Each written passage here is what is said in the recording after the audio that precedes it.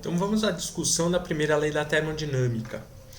Essa lei que representa a conservação de energia mais geral de sistemas que interagem com o seu ambiente, que interagem com sua vizinhança, em que a gente é capaz de, por exemplo, fornecer calor para o sistema, representado ou pela letra Q, ou retirar calor para o sistema, e há a presença do trabalho executado pelo gás dentro do êmbolo, ou trabalho realizado pela força externa, né? Quando você empurra, você puxa o êmbolo em que está encerrado um gás, né? No volume onde está o gás.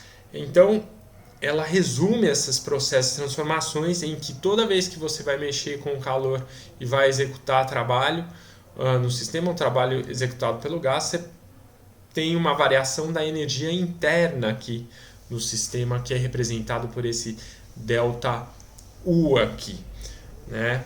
Muito bom. Então, vamos inicialmente falar sobre o calor, relembrar um pouquinho sobre o calor. Imagina que o êmbolo do sistema ele está parado, ou seja, você tem equilíbrio mecânico no sistema.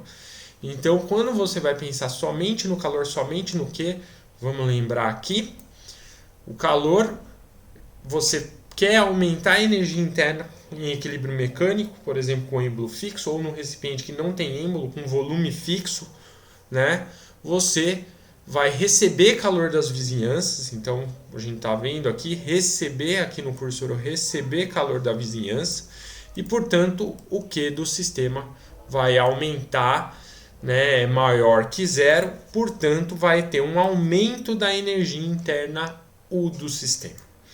Então, se o sistema perder calor para a vizinhança, como eu escrevi aqui, ou seja, tem um Q negativo, a energia interna do sistema diminui, certo? Então é consistente justamente com um sistema em que a gente tem um sistema que não tem variação de volume. O sistema que não tem variação de volume, né? Tá? Ou seja, se você tem aqui uma transformação que a gente chama de isovolumétrica,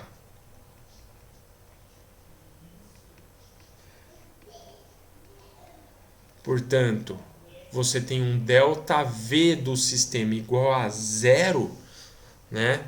E se você tem uma variação de volume, se não tem variação de volume, o seu trabalho no sistema é zero, certo? Todo o ΔU aqui, toda a variação de energia interna vai estar associado simplesmente com o calor, que vai ser trocado com a vizinhança. Então, se o sistema recebe calor, portanto, calor é positivo, ΔU vai ser maior que zero. Variação da energia interna positiva. O sistema vai crescer em temperatura. Se o calor aqui ele é retirado do seu sistema, você está esfriando o sistema, portanto, o ΔU é menor que zero. Muito bem, então essa é uma transformação importante, transformação isovolumétrica, que nos faz permitir qual é a influência do calor na variação da energia interna do sistema, certo? Agora vamos ver o papel do trabalho, tá? Vamos ver o papel do trabalho. Para ver o papel do trabalho, eu acho interessante aqui a gente pensar que o sistema ele está isolado da vizinhança. Ele não troca calor com a vizinhança. E não trocar calor com a vizinhança vai gerar para a gente uma transformação que a gente chama de transformação adiabática. Então, a gente diz que o sistema aqui na transformação adiabática, o sistema ele está isolado da vizinhança e, portanto, o Q aqui é igual a zero. É outro daqueles casos especiais que a gente diz que nos faz, né, entender melhor como é que funciona o papel do trabalho, assim como no anterior nos fez entender o papel do calor na primeira lei da termodinâmica. Então a gente tem aqui que toda a variação de energia interna vai estar associado ao trabalho do sistema. E no caso aqui, a gente tem que pensar ainda nesse sinal de mais ou de menos aqui. Como é que vai ser isso daí, né? Então vamos tentar fazer uma adequação de linguagem aqui, tá? Para que a gente não erre e para que a gente uniformize a nossa linguagem aqui e consiga entender os problemas da forma mais simples e mais geral possível, tá? E que seja conceitualmente preciso o que a gente vai fazer agora, né? Então vamos lá, vamos entender um pouquinho o papel do trabalho aqui, né? Então vamos lá. Na questão do trabalho de um gás, então vamos imaginar que nós temos um gás perfeito. Esse gás perfeito aqui, ele vai começar a bater aqui no êmbolo, vai exercer uma força média aqui nesse êmbolo, você está vendo meu cursor aqui, e aí o que vai acontecer? Vai ter um deslocamento aqui do êmbolo, que eu chamei de D, e ele vai ocupar um volume maior. O volume final é maior que o volume inicial. O que acontece? Que o gás está realizando trabalho sobre o êmbolo, né? O gás realiza trabalho. Então, o que acontece nesse sistema? A hora que as moléculas vão batendo no êmbolo, a velocidade da molécula ela diminui depois da batida no êmbolo, fazendo inclusive o êmbolo subir. Então, esse é assim, vamos dizer, é o que acontece e o resultado na velocidade da molécula depois que elas fazem o êmbolo subir aqui. Então o V', que é o V final depois da batida no êmbolo, que fez o êmbolo subir, é menor que o V. Então vamos falar que na expansão do gás, do êmbolo, na expansão do gás, o trabalho desse gás ele é positivo, você tem uma variação positiva de volume, tá? E a gente vai generalizar. Toda vez que você tem expansão, ΔV positivo, o gás vai realizar trabalho. E como você teve uma diminuição da velocidade da molécula, você teve uma diminuição da energia interna do sistema, né? Moléculas mais devagar, lembra que a gente estudou a parte microscópica, uma velocidade quadrática média menor, vão indicar uma temperatura menor do sistema e, portanto, uma diminuição da energia interna do sistema. Portanto, mediante isso daqui, mediante a entender que nós temos uma diminuição da energia interna do sistema, nós vamos combinar aqui que vamos escrever a primeira lei da termodinâmica assim, Q menos W, certo? Em que é muito importante agora isso daqui. Então, portanto, aqui, quando nós temos uma transformação adiabática, o ΔU é menos W aqui. Então, vamos explorar a seguinte coisa sobre o trabalho. Então, o trabalho vai ser positivo, certo? Quando o gás realiza trabalho, está tendo expansão, tá? Ocorre expansão do gás. E o trabalho ele é negativo quando ele sofre trabalho, ele está sofrendo uma compressão aqui no sistema, certo? Então, o trabalho realizado pelo gás é um trabalho positivo, certo? O gás realiza trabalho e na compressão o gás recebe energia na forma de trabalho, o gás recebe o trabalho externo, por exemplo, certo? E, portanto, a energia interna aumenta. É só você pensar na compressão no processo absolutamente inverso. Na compressão, a hora que alguém dá um empurrão para baixo, diminui o volume do sistema, a hora que a molécula bate no êmbolo e alguém está empurrando para baixo, o que vai acontecer? A molécula vai sair com uma velocidade maior. A hora que ela sai com uma velocidade maior, as moléculas ficam com uma velocidade quadrática média maior, portanto há um aumento da temperatura, um aumento da energia interna do sistema, certo? Então, para aumentar a energia interna do sistema, se a gente pensa se o W ele é negativo, esse negativo com esse vamos colocar aqui, ó, esse negativo aqui que você está vendo, esse trabalho negativo com esse sinal de menos aqui na frente, vai fazer um ΔU maior, vai fazer uma variação na energia interna positiva, certo? Portanto, eu reforço a ideia aqui com vocês. Vou reforçar a ideia. A ideia é que nós vamos escrever a primeira lei da termodinâmica dessa maneira,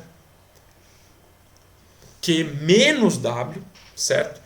Quando há um aumento de volume, o trabalho, quando há expansão aqui do sistema, o trabalho vai ser positivo, e quando há compressão, diminuição de volume, o trabalho vai ser negativo.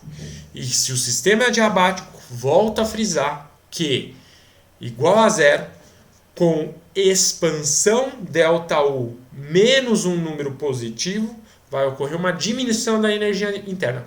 Consistente porque as velocidades das moléculas, o trabalho está sendo realizado pelo gás, as velocidades quadráticas médias diminuem, a temperatura vai diminuir, a energia interna vai diminuir. Se você tem compressão, você imagina alguém empurrando o êmbolo, certo? Portanto, as moléculas vão ficar mais velozes, uma velocidade quadrática média maior, portanto, um aumento da temperatura. Então, se o trabalho é negativo, sofrido pelo gás, né, menos com menos vai dar mais, o ΔU vai ser positivo, certo? Então, é isso que nós temos aqui. Muito bem. Então, isso combinado, ΔU Q menos W. Então, aqui nós temos um ΔU negativo e aqui nós temos um ΔU positivo aqui. Muito bem. Certo? Agora, entendido o sinal que a gente usa na primeira lei da termodinâmica, entendido o papel do calor e o papel do trabalho, nós podemos discutir aqui mais dois casos bem interessantes, tá? Dois casos bem bacanas que a gente vai fazer e vai pensar aqui, tá? Vamos pensar primeiro naquilo que a gente chama de transformação isotérmica, na transformação isotérmica.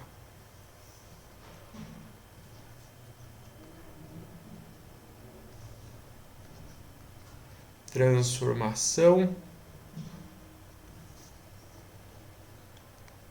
isotérmica.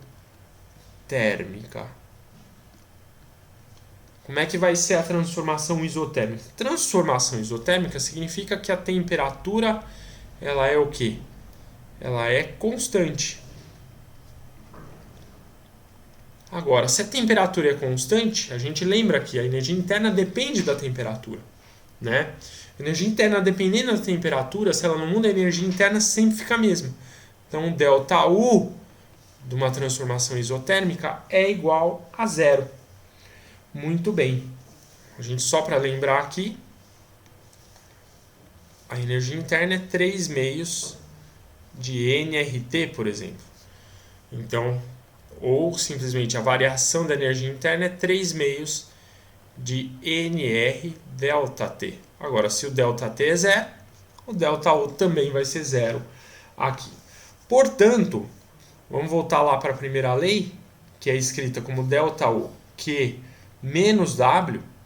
Ora, se o ΔU é zero, então nós vamos ter que Q é igual a W.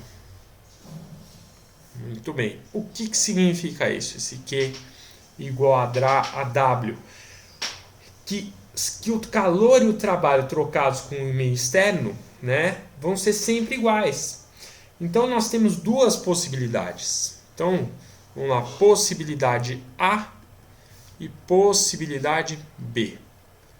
Então, se o Q é maior que zero, significa aqui que o sistema vai receber calor, né? Ele está ganhando calor, e portanto, à medida que ele vai ganhando calor, o trabalho aqui ele vai ser positivo. O trabalho sendo positivo, o que significa? Você tem expansão do sistema.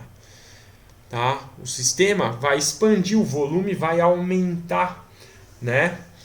E o segundo caso, se você tira calor do sistema, né? O que vai acontecer? Imediatamente o trabalho vai ser negativo. O trabalho sendo negativo significa que nós temos que você vai ter um sistema que vai sofrer compressão, certo? Isso é muito importante. Então esse é o caso de transformação isotérmica. Muito bem. Eu queria lembrar que a transformação adiabática para gases a gente vai detalhar um pouquinho mais, tá? Um pouquinho mais depois em outras situações, tá bom? Mas por enquanto nós vamos manter aqui a nossa descrição simples sobre transformação adiabática assim, dessa forma, tá? Então nós temos a transformação isotérmica, que é bem bacana. E agora, por último, nós vamos fazer a nossa transformação aqui, que é a que a gente chama de pressão constante, que é a transformação isobárica, que é a última que a gente vai ver. Transformação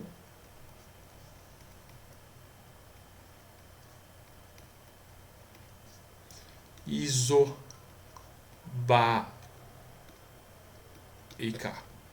Transformação isobárica, pressão constante. A pressão não vai mudar aí no sistema, tá?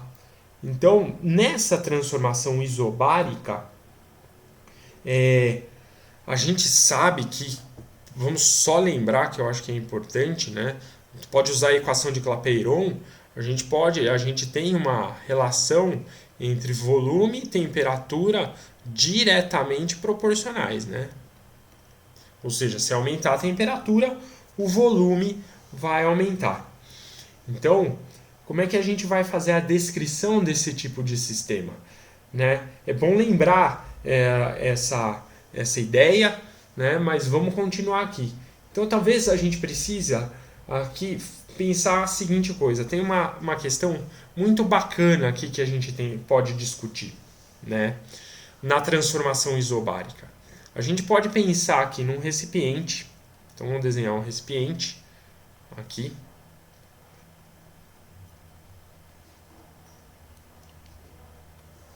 Vamos desenhar o nosso êmbolo aqui. Vamos pensar o seguinte. Quando nós temos transformação isobárica, né? Por exemplo, você tem as suas moléculas do gás aqui. A gente pode pensar na seguinte coisa. As moléculas vão bater aqui nesse recipiente e vamos imaginar a seguinte coisa. O êmbolo vai subir. Então você tem aqui uma força sendo exercida pelas moléculas do gás aqui do sistema, pelas partículas do gás aqui do sistema. E aí você tem uma força aqui para cima sendo exercida aqui, vai ser exercida aqui pelas moléculas de gás. Certamente o êmbolo vai sofrer um deslocamento D aqui, né? Então, na expansão isobárica, por exemplo, que a gente tem, nessa expansão isobárica, a gente sabe que a pressão aqui exercida é a força exercida por essas moléculas sobre a área. Vamos dizer, essa força média sobre a área, né? E vamos relembrar basicamente o que é o trabalho de uma força. O trabalho de uma força é a força que ela executa vezes o deslocamento vezes o cosseno de θ, que é o ângulo entre a força e o deslocamento provocado, né? Agora, vamos imaginar aqui, veja aqui, se a gente pensar nesses dois vetores aqui, ó, força e deslocamento tem o quê? Tem a mesma direção e o mesmo sentido, portanto, o ângulo aqui entre os dois é 0 graus. Portanto, o trabalho executado é força vezes D, certo? Porque cosseno de 0 é 1. Muito bom. Agora, vamos fazer o seguinte, né? Vamos relacionar essa expressão com essa expressão aqui, tá? Então, veja o seguinte. O trabalho aqui vai ser... A gente pode escrever aqui que a força é a pressão vezes a área. Então, é a pressão, o trabalho vai ser a pressão vezes a área vezes o deslocamento. Ok, a área é a área de seção transversal do êmbolo, ela não vai mudar. E esse deslocamento aqui é exatamente o que? Então você imagina aqui a área sendo esse círculozinho e o deslocamento é esse tanto aqui que eu estou desenhando. Então, nota que você tem o deslocamento aqui e a área do seu êmbolo. Então, isso daqui me define um volume, uma variação de volume. Então, o trabalho de uma transformação isobárica é exatamente... Engraçado que eu mudei a letra, né? O trabalho eu estou chamando de W, então vamos mudar aqui. W aqui. W aqui, W aqui, tá? Desculpem o erro. O trabalho é P vezes a variação de volume. Note que se você tem expansão, se o ΔV é positivo, o trabalho é positivo, como a gente tinha definido. Expansão, trabalho positivo. Se você tem uma compressão que tem um ΔV negativo, né? O volume final é menor que o volume inicial, o trabalho é o quê? Negativo. Então, nós podemos calcular exatamente, né, o trabalho numa transformação adiabática. A pressão é fixa, ó, o P é fixo, tá? Esse carinha aqui é constante, como P vezes ΔV. Muito bem. Também, se você colocar aqui, então vamos reescrever, trabalho P vezes ΔV, mas lembrando que da nossa equação dos gases ideais, PV igual a LRT, se a gente escrever aqui, ó, P ΔV é igual a NR ΔT, né? Porque se você tem variação de volume, você vai necessariamente numa transformação adiabática ter uma variação da energia interna. Você pode escrever esse trabalho como sendo aqui, ó, P ou P ΔV, ou simplesmente como NR ΔT. Você pode calcular esse trabalho dependendo das grandezas que você recebe no teu problema, das variações que você recebe no teu problema, você pode simplesmente calcular esse trabalho desse jeito aí. Claro que quando você tem transformação isobárica, você vai ter calor trocado pelo sistema, você, para manter a pressão constante, né, à medida que o sistema está expandindo o seu volume, o que você vai ter? Né? Você vai ter que, para compensar isso daí, né, se você tem expansão volumétrica, você vai ter Você vai ter que trocar calor com o sistema, né? Pensa o seguinte, quando você tem por exemplo, a temperatura absoluta do sistema diminui, né, o volume vai ter que diminuir, certo? Quando a temperatura do sistema aumenta, né, você vai ter que o volume também vai aumentar, de maneira que a pressão vai ficar constante aí, certo? Tudo bem? Então, isso é muito importante. Agora, para a gente encerrar a nossa aula, e que é crucial e fundamental aqui para a gente comentar, é o seguinte: nós temos mais dois comentários. Então, nós temos mais uma transformação importante, tá? Que é o que a gente chama de expansão livre.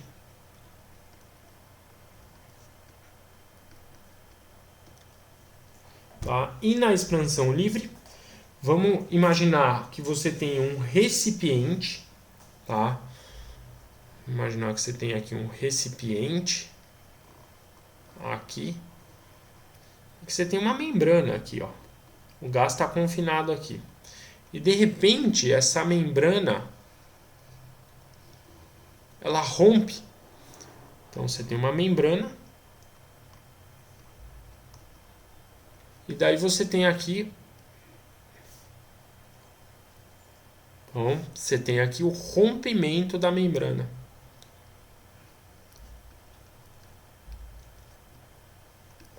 Rompimento da membrana. E aí o gás começa a espalhar. Ok? Isso é o que a gente chama de expansão livre, né?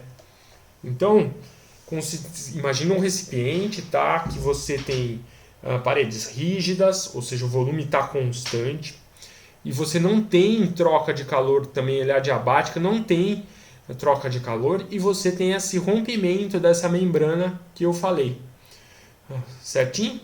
Então, na expansão livre, que é uma expansão irreversível, tá? É uma transformação termodinâmica irreversível. A gente já comentou quando a gente estava falando de processo quase estático, né? Ele não consegue voltar à situação inicial espontaneamente, sem a ajuda de um agente externo, tá? Sem esse agente realizar um trabalho, forçando esse gás voltar. Então, esse processo é totalmente irreversível nesse sentido, né? Então, se você tem essa película, ele vai ser rompida, essa membrana vai ser rompida e o gás vai se expandir para essa região que estava livre, por exemplo, você tinha vácuo aqui. Nós temos uma situação de expansão livre que o trabalho desse sistema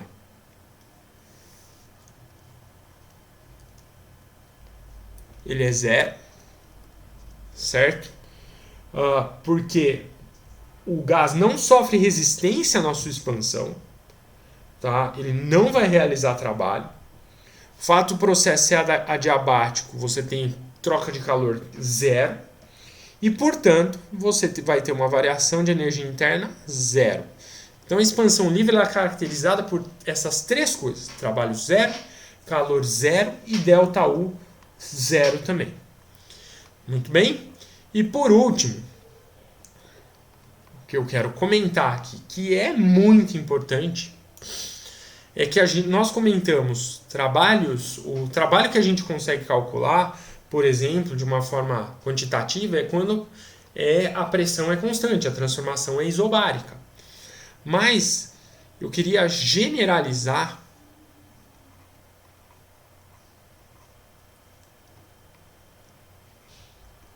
generalização do cálculo do trabalho. Então, como é que a gente faz? Então, imagina que eu tenho aqui um sistema que a pressão varia e o volume varia. Tá? Então, a pressão vai variar e eu vou representar isso através de um gráfico, pressão, volume aqui. E aí nós temos aqui uma curva, certo?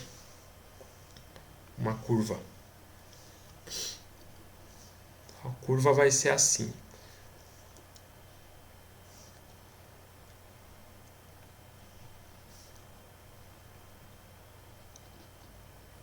Imagina que o sistema está tomando um caminho da esquerda para a direita, ou seja, eu tenho um volume inicial associado a uma pressão inicial e eu vou, de alguma maneira, para um volume final,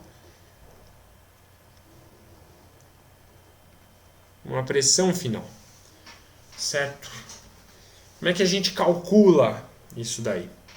O cálculo do trabalho, ele é feito, tá, através